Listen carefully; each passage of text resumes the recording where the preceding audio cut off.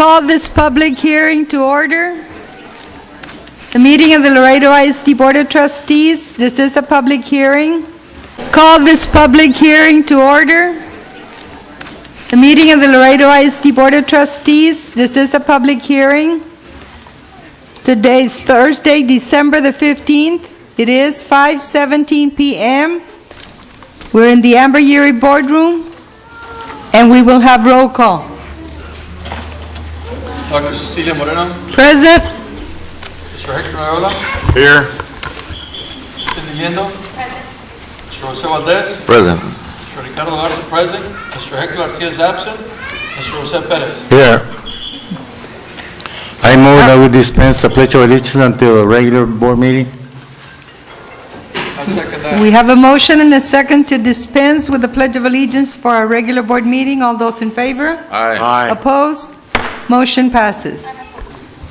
One opposed. Public hearing. Discussion and presentation, Dr. Nelson? Thank you, Dr. Moreno. Good evening, members of the board, members of the public. We've come to our annual, for the record, the agenda item reads discussion and presentation on the 2015-2016 Texas Accountability Performance Report, what we refer to internally as our TAPER report. A few years ago, it was referred to as our Academic Excellence Indicator System, AEIS. In short, it is our school district's report card on the objectives and items that the state monitors of every school district. Every school district in the state is required to complete this public hearing. It pulls together a wide range of information on the performance of our students, and every school in our district receives a version of this, a report card, so to speak, and they are required to have a public hearing where they share it with their public.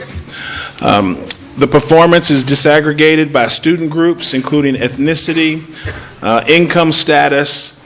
Our students are also compared to other students in the region and the state.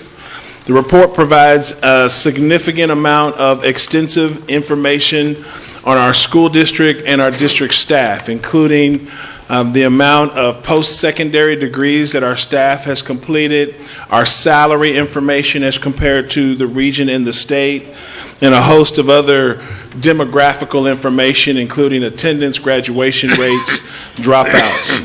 We have been discussing this with the Board of Trustees for approximately a month, which is the amount of time that we've had the report. And we're very proud to say that our district has met standard.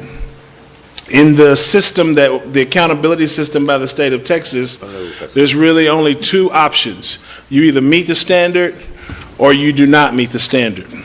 And so we're proud to be part of I believe it's approximately 85 districts in the state met standard. And so we're one of those, and we're proud of that. All of our campuses also met standard for the first time in this district under this accountability system. So last year we had 5 campuses that did not meet standard. This year all of our campuses have met standards, and we're very, very proud of most of all our students, but also second to that would be our teachers and campus staff who have made it a priority to improve the academic performance of our kids. As I said, the report is very detailed, and in the interest of time, we just have a few highlights that we would like to go over with the public. We go to the next slide, please. So we have a total of 24,166 students. You see how our district is compared to the state. We're at 94.3% economically disadvantaged, compared to the state at 59%. We have 59.6% of our students are English language learners, compared to 18.5% in the state. 73.5% of our students are classified, according to the state of Texas, as at risk, compared to 50% with the state. And the number goes on and on, as you can see. One of the areas that we need to improve on, there's several, but we are currently being monitored by the state of Texas based on our special education achievement. To make a long story short, there was a time where special education students did not count in the accountability rankings. That is no longer the case.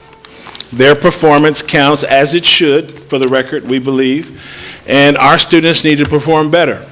So that's something that is being highlighted by the Texas Education Agency that we need to focus on.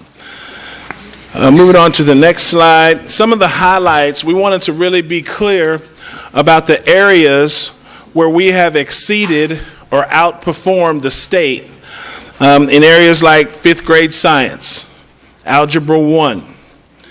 The number of students on STAR that met or exceeded progress. Students not only have to pass a STAR exam, they have to show 1 year's growth. And if they have failed to do that, then that's something that's measured and monitored by the state of Texas. Other highlights include our attendance rate, for the record, continues to outperform the state. And it's a focus area on our district, mainly because of our budget process and something we work on, I know, with the trustees weekly. Dropout rate in grades 7 through 8.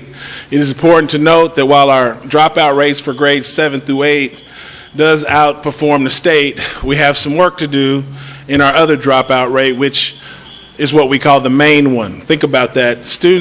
Very few students drop out in the 7th or 8th grade. Most of your dropout concerns nationally would be with 9th through 12th graders. So we've tried to get creative in some of our credit recovery programs, some of our ways that we can meet some of the psychosocial needs of some of our kids. We've created innovative programs such as the Jose A. Valdez Non-Traditional High School that's intended to address a very serious problem in our teenage community, which is substance abuse. So there's a host of things in graduation rates and dropouts. While we do want to highlight where we outperform the state, I know I speak for the board, this is an area that needs to be focused on because we have too many kids dropping out of school. So maybe not in 7th and 8th grade, but definitely as we get to the high school, we got to do a better job of that. A couple of other highlights that really the Board of Trustees deserve complete credit for is things like our class size averages. This board's made a financial commitment to keep our class sizes small as possible, and it's something that we continue to invest in because we really believe in the correlation between class size and student achievement. The smaller we can get our classes, the more individualized we can make each educational experience for our children. Another thing that this board is directly responsible for is the average teacher's salary outperforms the state. And as we try and recruit the best and the brightest teachers from not only Webb County, but from across the state, I know I don't have to tell you, teachers tend to look at how much are they being paid. So we've really made a commitment to keep our salaries competitive, and every year there's been a salary increase voted on and approved by this board for the last 5 years. Our teacher turnover rate is small. We're proud to say that a lot of people want to be in Laredo ISD, and a lot of school districts struggle with having high levels of turnover. But we really are proud in the experience we provide our teachers. We try to be transparent in our administrative decisions, and I think we've seen a return on that investment. Some other areas where we really have shined and outperformed the state rate include advanced course, dual credit course completion. We're really trying to make a push slowly but very fervently that every student in the Laredo Independent School District graduate with some type of post-secondary experience. We're really moving toward where it becomes every kid graduates high school with at least 12 hours of college credit. At the early college high school, we're averaging 60 hours of college credit. We've currently hired several teachers who went through our early college program. They're 20 years old. They completed 60 hours in 9th through 12th grade, finished at TAMU in 2 years, and they're now teaching in the Laredo Independent School District. So our advanced course, dual credit course completion in language arts, social studies, really just trying to get more creative and push kids to seek and ultimately attain post-secondary credit has been a focus. College and career-ready graduates is a specific formula that the state uses to determine if a kid is ready for college or if they're going to need to take remedial courses. And so we've outperformed the state in that area. The number of our kids going to higher education, the number of kids graduating from special ed, ironically, because special ed is on the first page of our TAPER report as needing monitoring, intervention, but yet we outperform the state in special ed graduates. I won't go into all the technical aspects of this report. We have lots of college-ready criteria. For example, the Texas Student Success Initiative is another criteria of determining if kids are eligible to take classes at Laredo Community College or at Texas A&M International University. We've improved in this area. For the record, we still have a long way to go, and we need to get more. We're working now to try and get 8th graders TSI ready so that they can start taking classes at Laredo Community College as 9th graders in our high schools. Other aspects of the report talk about career and technology education. If you go to the next slide, no, go back one, or go to the next slide. So we won't read all these, Dr. Moreno. We went over these in detail at curriculum and instruction and other meetings. But basically you start to see there's a test that the state gives. I'm sure most members of our community are aware of it, called the STAR test. And it's one of the main criteria. And what we've done in this chart is tried to compare the students' performance in 2014-15 with their performance in 2015-16. And we like to use red and green colors. Red for us is backwards, green is forward, and we're trying to have a chart that is all green. We're not there today. But we do have pockets of excellence in our district, and we've really tried to make a focus because of this board on our early childhood programs, and you'll see the return on those investments as those pre-K 3-year-olds, pre-K 4-year-olds continue to go through our system, and they start to enter 3rd grade, 4th grade, and 5th grade. What we're hoping to do is reduce the amount of students who are not able to be successful on any kind of assessment. So it really starts with the first day of pre-K 3 for us. We're trying to get more kids into our early childhood programs because we believe that yields success by the time they enter into our intermediate grades beginning in 3rd grade. Post-secondary readiness, you'll see that our scores are all green on this page, and we're not where we need to be in getting more kids into college, but we really are trying to create a college-going culture. Our guidance and counseling departments are working very closely together as teams to promote post-secondary readiness beginning at our elementary schools, and we're working on all the way through high school where we're completing our financial aid forms with our kids and really just trying to get more kids into college. The next page talks about our progress measures. So in addition to having a hurdle, a standard that every student has to jump, every kid, every special ed kid, every gifted and talented kid, and everyone in between has to show 1 year's growth. And that's something that's really we focused on. Our board president has really tried to challenge our school district to improve the number of students who are getting perfect scores, what we call commended level. All of these are efforts that, without focused attention, what you'll see is we won't even compete with the state if we don't push that. So in addition to the overview that we've provided, you have a document, a book that looks like this that I'd like to turn to now. You have that PowerPoint? And I won't go over all of them, but if you start on page 18 of this book, I just want to make sure that you see our comparison of page 18, keep going.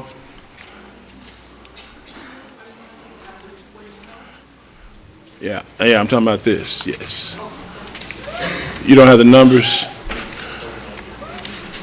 Right there, go back, SAT, ACT, back. Okay, so we wanted you to see that is comparing the class of 2014 with the class of 2015, and we have work to do in these areas.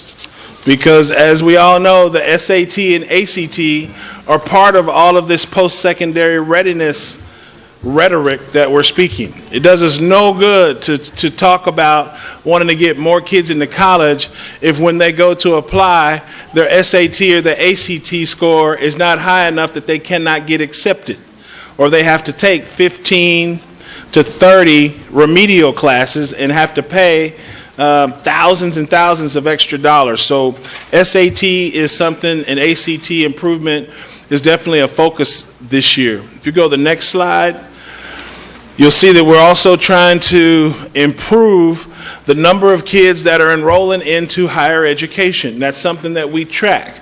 And while we have a drop in there, I just want to be clear that this is a focus for us. And completing 1 year of higher education without remediation is really the ultimate goal. We're saving our families thousands and thousands of dollars if we can prepare them to go to college where they do not need remedial classes. So it's a focus for us. We talked earlier about our professional staff and how our teachers compare with the state and our central administration, the experience of our teachers. Next slide, stay with me. Teachers by experience, average teacher salary. And then the last thing we wanted to present before we open it up for a hearing is some of what we call our student services data. This is data that we monitor with the board monthly. We go over what's called a 425 report that's coordinated by our at-risk department, and it looks at things like the amount of discipline incidents we've had. We're proud to report that we've had a reduction in the number of discipline incidents because one of our goals is to have safe and orderly schools where we do not have a lot of fights. We do not have problems with controlled substances or kids skipping school or some of these things that have become a part of many public school experiences. So our number of incidents has reduced. Our number of kids on drugs or controlled substances, next step, our data shows it's reduced. I'm sure we've had conversations about the seriousness of this problem in our community, and it's still something that we need to focus on. We're still trying to get more kids into our Jose Valdez non-traditional school because they have that need. And we're proud to say that we've graduated over 60 kids from that program, and we're also proud to highlight that there was a reduction this year. We had an increase in the amount of weapons on our campus. That should be an alarm to this community, but it should also be, we want the community to feel confident that the Laredo Independent School District Police Department is increasing our supervision. And one of the reasons why we found some of these weapons is because we've increased the random checks that we do, our canine searches, our Crime Stoppers program has yielded us finding contraband on our campuses, and it's something that we want to do a better job of. While we talk about having a reduction in discipline offenses, we also have more violations on our student code of conduct.